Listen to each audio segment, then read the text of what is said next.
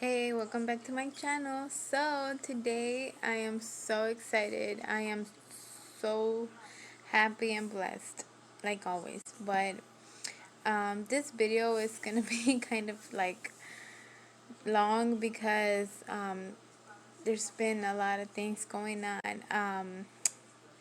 I didn't get to upload the 33, 34 week update, pregnancy update because I have a surprise for you guys. So, but let me talk a little bit about the 33 and the 34 weeks.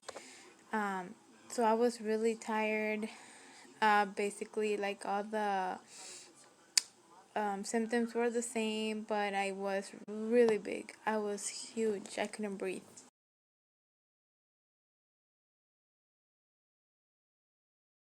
So yeah, I was just tired, and so I was having appointments every week with my MFM doctors and the ultrasounds, and I was having every 2 weeks with my doctor at the clinic. And last video I mentioned that babies were already head down and they were already, positioning themselves for birth. But the last appointment I had, which was at the 33rd week, um, they saw that baby B turned again. He flipped to transverse. So from being head down, he literally just went like this. So I was like, what could I do?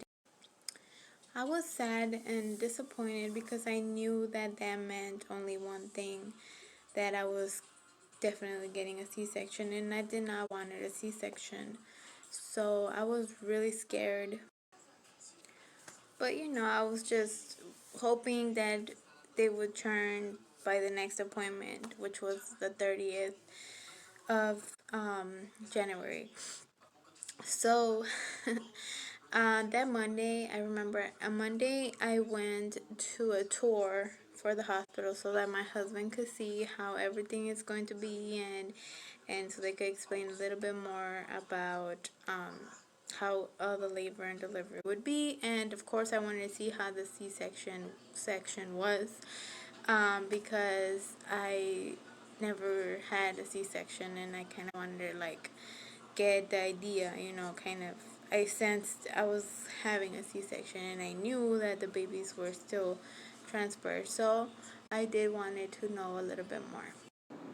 Hey, we're here at the hospital. We're gonna do a tour, so I'll let you guys know, and I'll try to record.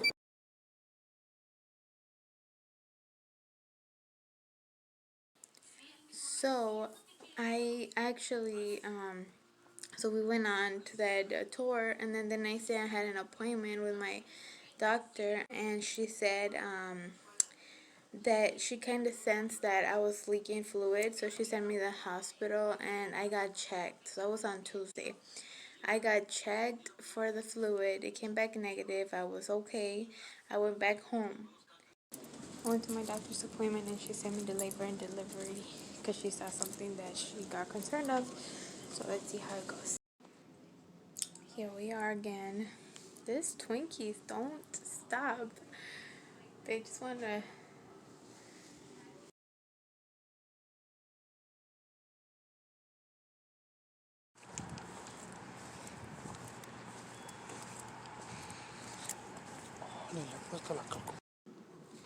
So I'm here in labor and delivery. I got the monitor on the babies, and they just came in and swabbed me. They were concerned that I might be leaking fluid, so we're gonna check that out. So yeah, they sent a test to the labs, and they're gonna check if it's not a fluid, the one that I'm leaking. So hopefully not. Hopefully they send me back home. If it comes back positive, I'm just gonna have to stay here and have these babies because we don't want no infections going in. But if it comes out negative or normal, then I'll be going home.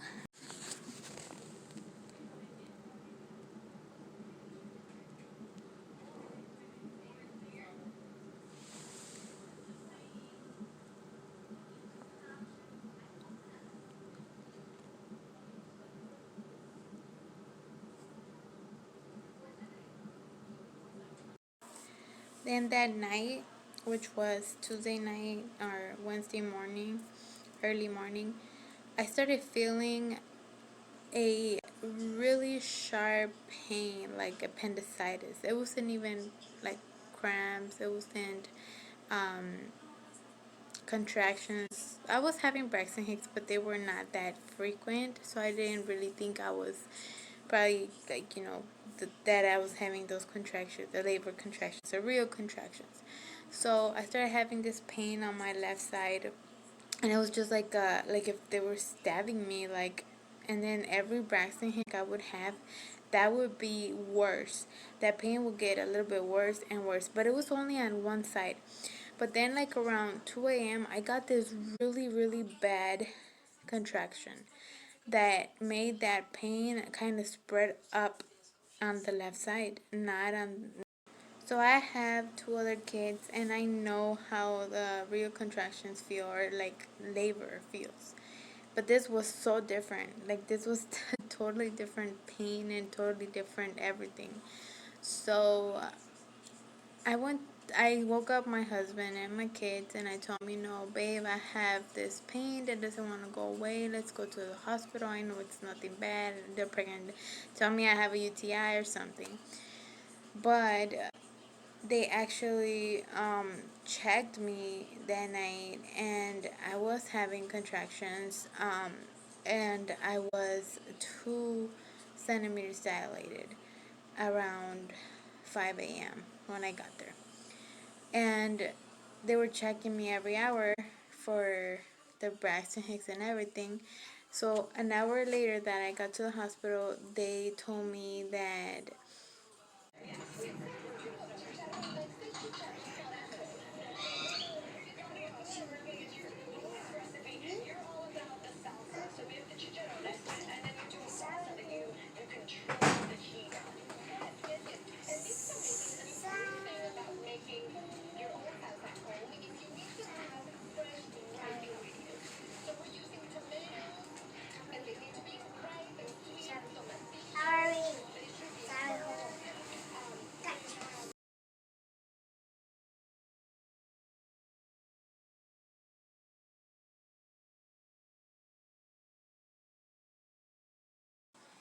So then the nurse told me, we're gonna move you to a different room, and it's gonna be bigger. And I thought, well, they might need this room, or I don't know, they might leave me overnight. I don't know, something's going on.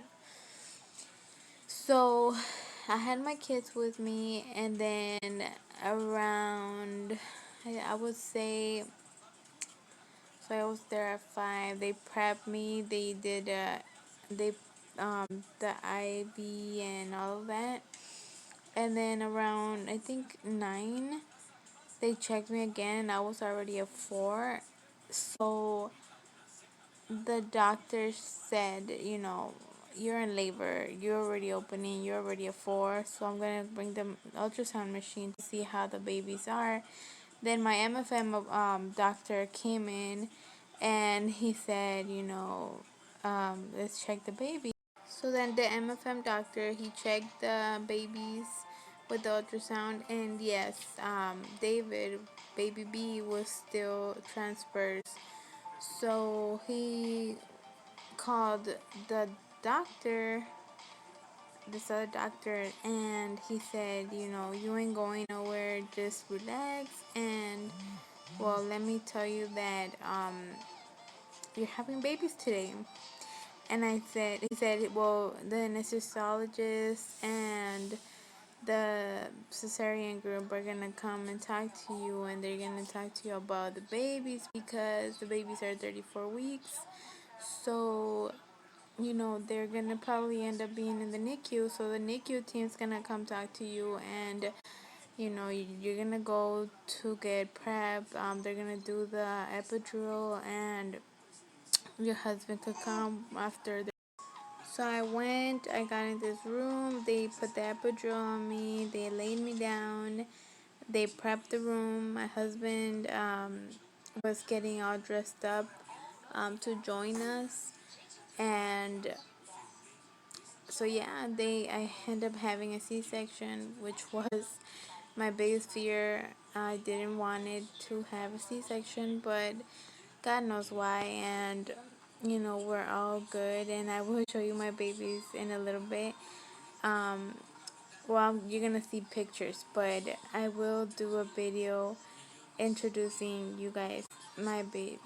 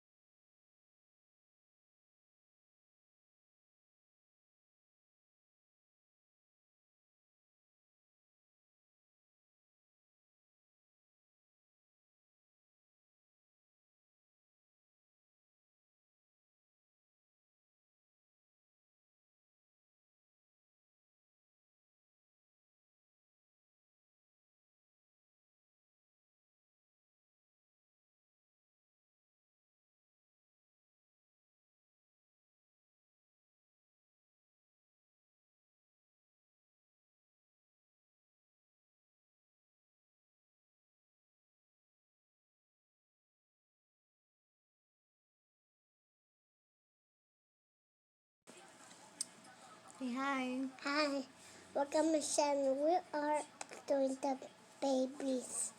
Video. That video. So yeah, when I was in the room already prepared, my I asked my doctor, hey, where's my husband? I don't see him nowhere. And I started smelling like bad, like something smelled kind of funny. And I told him, where's my husband? And he said, I know, that's what I'm looking for. I don't see him nowhere. So I was really worried that he was actually gonna come in and see like what I didn't want him to see, but he came late. He was preparing himself and he just got there late, like probably 15 minutes after that they told him to go in. So when he sat down, you should see his face. He was pale. Like you should see his face of like I saw something. Like I'm so freaked out. So then he walks in, he sits down, and his face, like I said, he was pale, he was scared. And I asked him, I'm like, did you see something? He said, yeah. So I was like, okay, whatever. He did see me open. He saw, basically everything.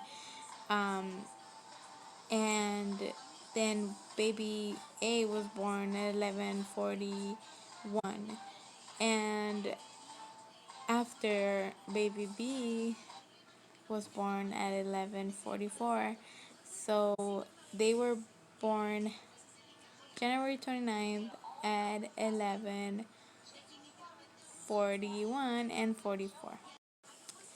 So they both weighed 5'3", but baby A measured 19 inches and baby B measured 17. So baby A was a little bit taller, but they're catching up. So it was a long week. I was there, you know, because I had a C-section, so I was there for uh, and in pain. C-sections are not fun, and they are really painful. The first time you get up the bed, it's like, damn, like you honestly feel it's not your body. Like I don't know how to explain it, but it's this feeling. You're all numb, but you start like feeling a little bit, and then you have to be medicated. Like you can't go on an hour past your your medicine without drinking it because you will feel the pain. Trust me, you will. So you have to be on top of it. Like every time doctor comes in, you have to drink your pill.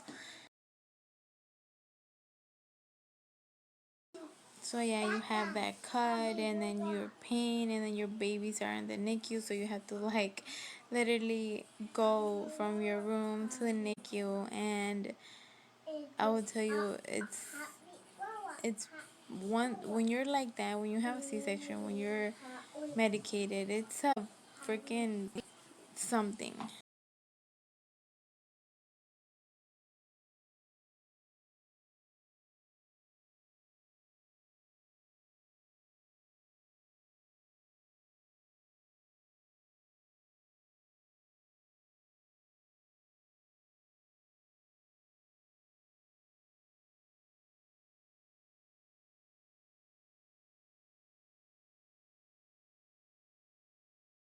To top it off, my 3-year-old had the flu, so he couldn't go and visit. My oldest couldn't go and visit. Nobody that had been around or had symptoms of any kind of flu or cold or cough, they couldn't go visit me. So all of the people that they said they were gonna go and help her with me, they couldn't because either their kids were sick, they were sick, or something. Even my husband, he started feeling sick because his bed from the hospital was like next to a window, and it was cold. It was crazy cold, so he started getting sick.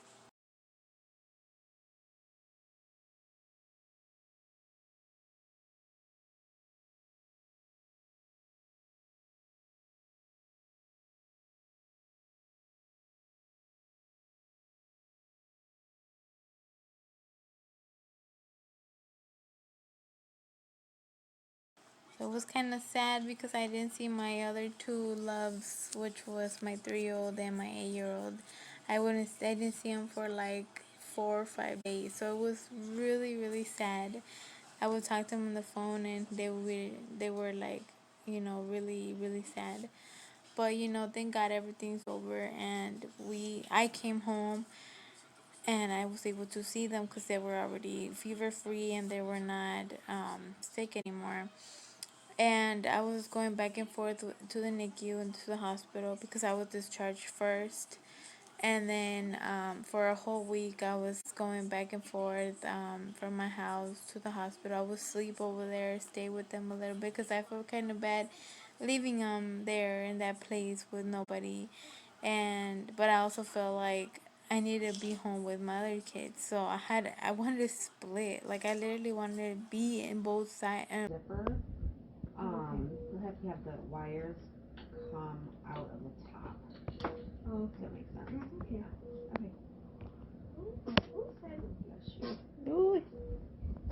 Ooh. It's kind of stuffy, yeah.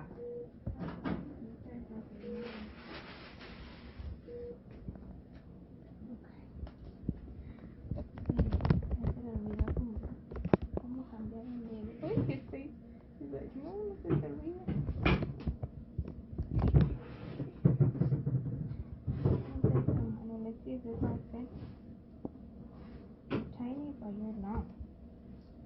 Yes. You are so long. Hey.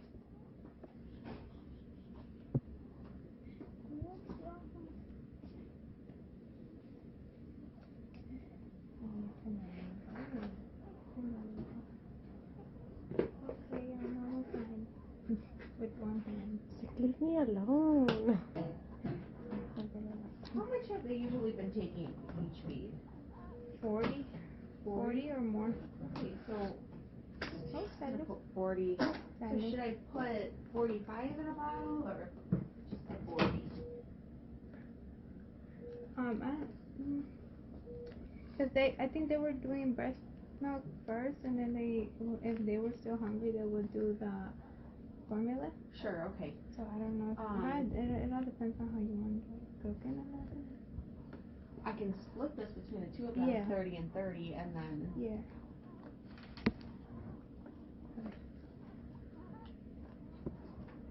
It might be too tall, maybe.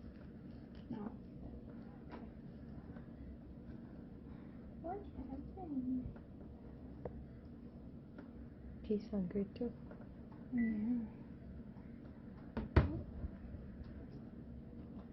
Okay. There it is.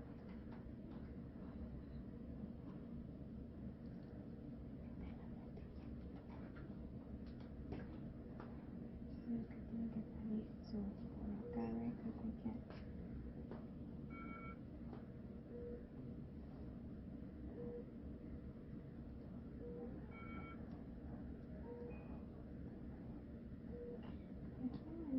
¿Cómo cambiaron un bebé? Yo nunca había visto que se amarrara así. Abajo. Adrian ya se cambia solo. Yo ya no puedo cambiar el otro bebé. Maybe that's why, right? Because he's screaming and they know they're gonna be in the incubator. Maybe because I've never seen them like that. And I'm not even gonna think of putting you ahead because you're too big. Both are too big.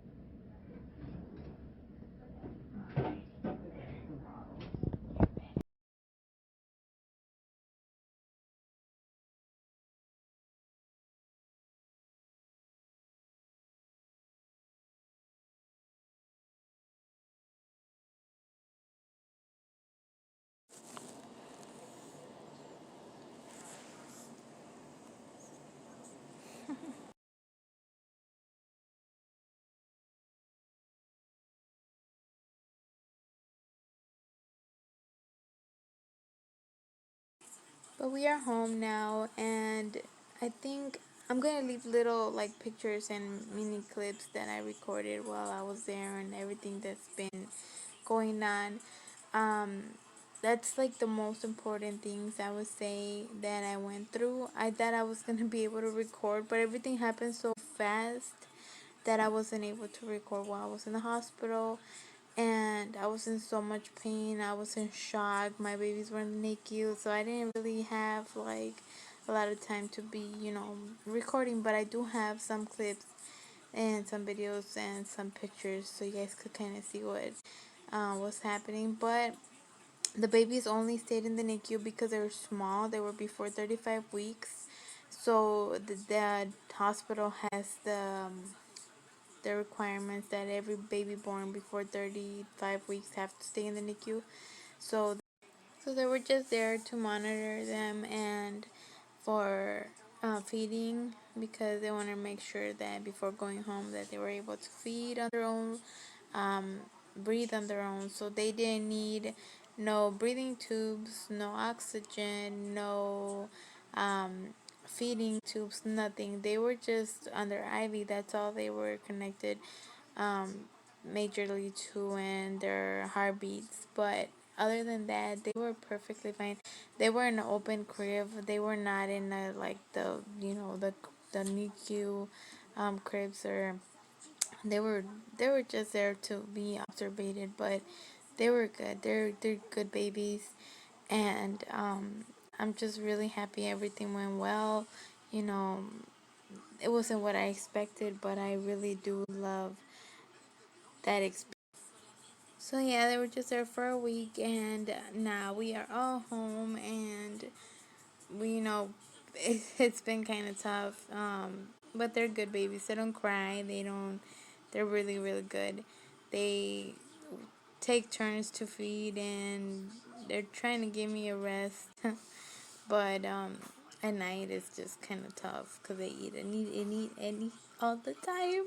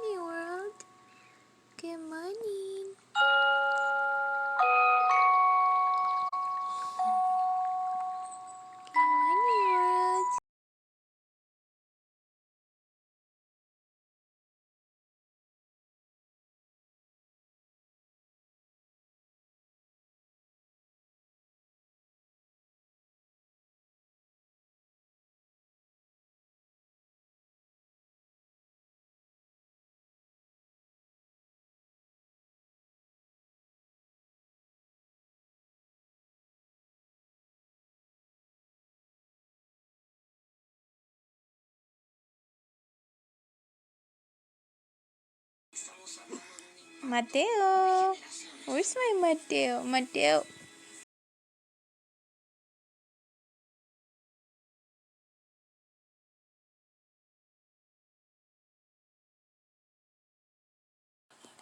So if you guys have any other questions or think of something that I might have missed, or if you want to know of something, that I didn't mention here, just let me know. Or if you have any questions about the C-section, or if you have any questions about the babies, or anything that you see that I might have missed, you can leave a comment and I will answer back, or I will do a video explaining about it. And I will also do another video showing you guys what I didn't and what I did and what I didn't need from my diaper bag. So here I leave you this video. Hope you like it. God bless you guys, and that was it for my journey of pregnancy with twins. But this will continue because babies will grow, and I will be posting videos of them too, and of my other babies and of my life too.